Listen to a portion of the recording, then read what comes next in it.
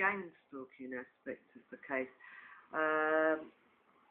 Talking about the British paedophile ring that was running in the British care system, and as a result of the mother having the child returned to her, not only was occult practices being used against her, but also included in that, seems intrinsic with the occult practice that go on, was gang stalking, which maybe some people are not familiar with because it tends to be separated from occult practices, but really they seem to work together. Another name for it is targeted individuals. In that sense, yes, we were targeted individuals in that all our correspondence was interfered with. When we moved house, all the bills were problematic. So you would tell them our names, but they'd come back with the wrong name on, so we'd need to do it again and repeat the process of simple practices. Registration of things also the same. And this wasn't just like, oh, okay, just the water bill. It was every bill. So the electric bill, the gas bill, the rent, every aspect, benefits, every aspect was interfered with. The phones, as I say, were tapped. My phones were tapped since 1996, made clear to me, and they continued to be tapped and again interfered with, so the messages wouldn't come, or people would claim they never got the messages. And I suppose it's all to do with making you aware that you are being watched, to make you into sort of an anxious state, maybe a paranoid state.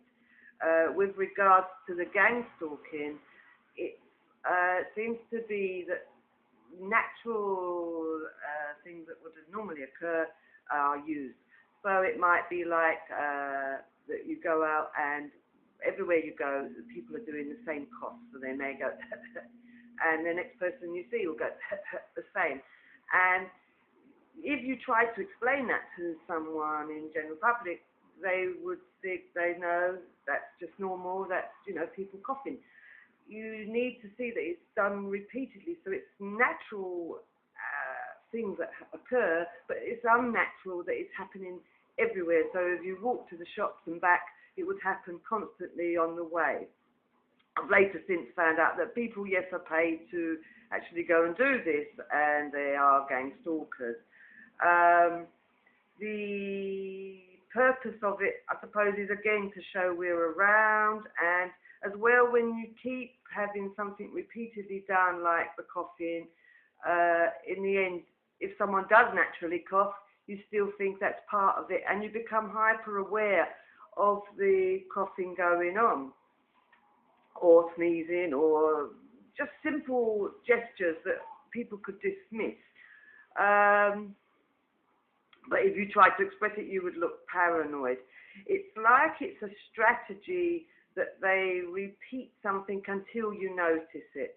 So, in a sense, you could say, right, okay, well, as soon as you notice it, let them know, but then they would do something new once you notice it. But then that antic is, therefore, you're expecting to see it in life, and when it does occur, even naturally, you will associate it with the harassment.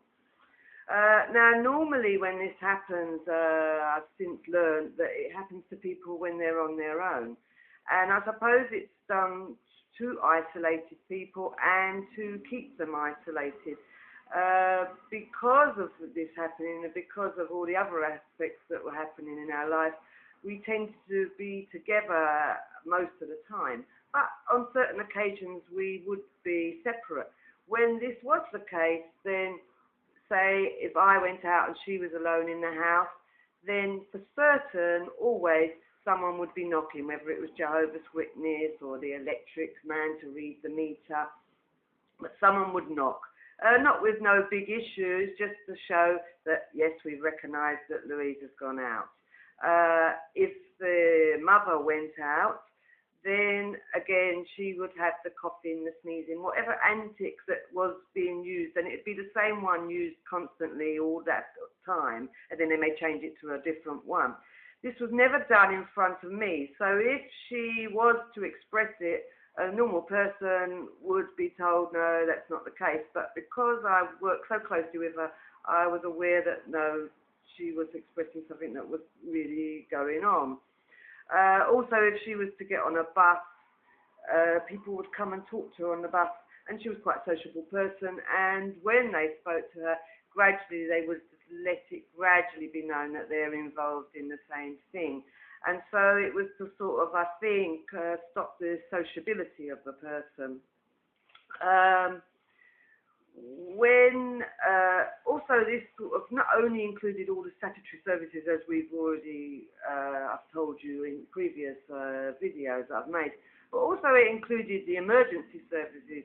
And I'll give you an example. Is once New Year's Eve, I just popped out, and then she said that the ambulance service arrived and knocked at the door and said, oh, ambulance. And she said, no, no one requires an ambulance here. But she didn't open the door. And they said, oh, you know, that someone has called the ambulance. Again, she was on her own. Another time, I don't know how it was meant to be, but she popped out and the fire brigade knocked. And we'd moved premises and we didn't have landlines because there's so much interference, there was no point. And the fire brigade turned up with sirens blaring and knocked and said, oh, that there'd been a report that the house was on fire, and they'd traced the call to our house. So I said, no, we don't have a landline, so I don't quite know how you traced the call to our house. And they asked, could they come in and verify that we didn't have a landline? So I said, yes, you could. So again, it's like, I reminded them, you know, someone's house is on fire. Another time, we just drove to the shop locally, and we'd only gone about 5 minutes. I went to the shop, and when I come out, the police were lined up with my car and speaking to the mother, and I come along and asked her, you know, what was the problem, and they said, oh, they'd had a call that the mother was looking distressed in the car, so they come to see if she was okay. So that was very nice of them, very fast service, and kept repeating, are you sure you're not distressed? You sure you're not distressed? She wasn't distressed. So again, it's to show, yes, we're everywhere and in everything that you do. After a few years, because this went on and on and on for years and years, they brought in youths and children to also be part of the gang stalking. And again, when she was out on her own, they'd call her names and throw stones at her. And the thing is, she's a black woman, and we was in a white suburban area where really, in truth, racism holds that, oh, the white people are a bit wary of black people.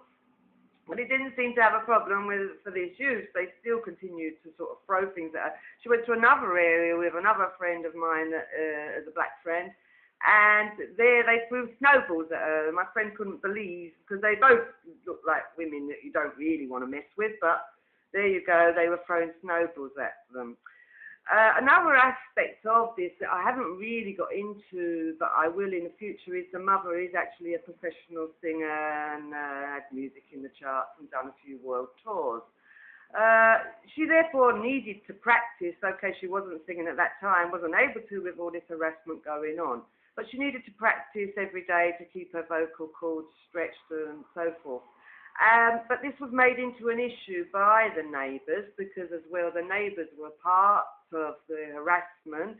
It seemed they were nice to me, very nice to me, and quite rude to her, but in front of me they wouldn't be rude to her. And once she's pointed that out to me, then I sort of started to ignore them, because I thought, well, if you can be rude to her and not to me, I don't really want no part of that. But they continued to be nice to me even though I ignored them. Now this issue of her needing to practice singing escalated to the point where the neighbours complained about her singing and the noise. And yes, she has a large vocal sound, but obviously she needs to practice. In the day she had practiced. So it escalated to the point where they complained, and they complained to environmental health. Environmental health came round and said that they would take the equipment away. I don't quite know how they'd take the equipment away, but they said they would. She still continued singing because she knew this was her profession. She was being harassed outside, so to stay in, she wanted to continue doing her singing. So then letters came threatening that she would receive an ASBO if she didn't stop singing. She continued singing. And they never did actually bring the ASBO forward. But like in all of this case, there was threats always of legal implications, but they never were followed through. One day she was singing downstairs and I came downstairs. As I say, things weren't really done in front of me. And she was singing and I saw that children were throwing stones at our living room window. So I opened the window and asked them, excuse me, what do you think you're doing? And they said, oh, she's mad, isn't she? And look at her. And I said, what are you talking about? And they said, well, she sings all the time. And I said, well, that's because she's a singer. Anyway, they backed off because I was in. And then a few days later, I walked down the road from the shops and I saw the youth. They were only children, like maybe 10 to 12-year-olds.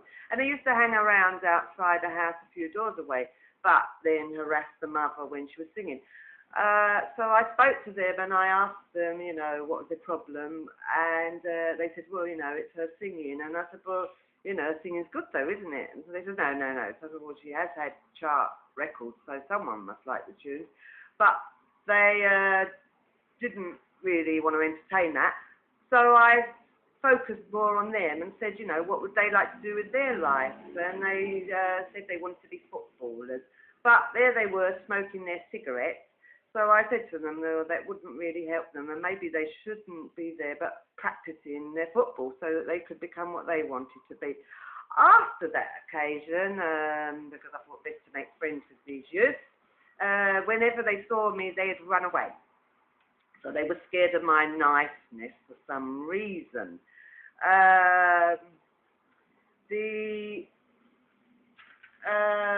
There was also helicopters every night. You'd hear helicopters. You could say, well, you know, helicopters do go over. But every night we'd hear the helicopters, I'd just like to point out. And also we'd hear gunshots every night. And we lived in suburbia, and this is England, so we don't tend to have guns. But we'd hear them every night. And then in around 2007, I managed to get onto the internet. And then I saw a video on YouTube that was calling it gang stalking, and it was like, oh, I recognise that, but I could see that people have problems trying to express what it is because it's just natural things that could be dismissed as just normal. I believe the purpose of it is to isolate the person and to get them to stay in their house, and then once in their house is to suffocate their spirit, really. Stay in your house and shut up. I didn't receive any of this sort of harassment, only the phone interception and the mail interception. But I came to learn through time that there was a thing called trauma-based mind control. And what I learned was that the mother was from that experience. She was mind-controlled MK Ultra that people may be familiar with, and so was the child, being trained for that when we got her back from care. I learned later. And therefore the antics that the people were doing in the streets were actually triggers that were used whilst trauma was being carried out in the past. They repeated the same antic again and again during a trauma, and therefore at a later stage, like now, when I suppose the slave is moving away, they activate the emotion by keep doing the same trigger signal. There was no point doing that to me because I'm not MK Ultra slave.